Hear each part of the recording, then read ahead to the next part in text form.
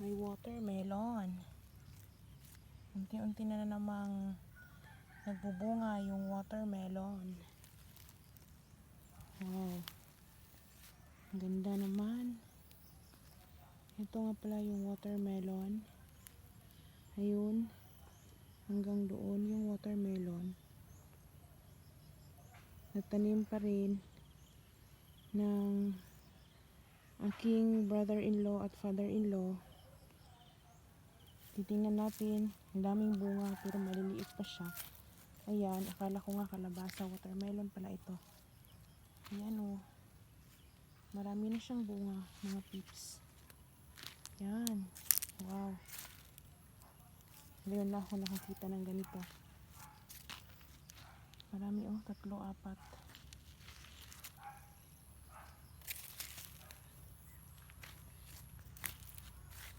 Para pala itong kalabasa, yung watermelon. Dami doon, oh.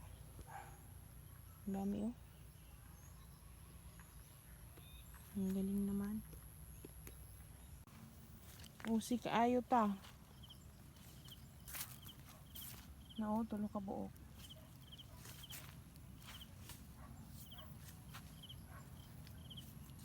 May nalaman. Makakaunta. Makatilaw tag gamay ta ba? Makatilaw tag gamay. Oh. Ano, hinog na makakaon ka na. Tamis ka itong una niyang kuan.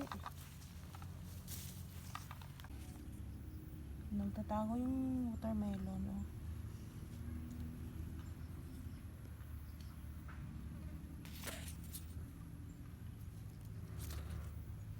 Nandun pa, oh.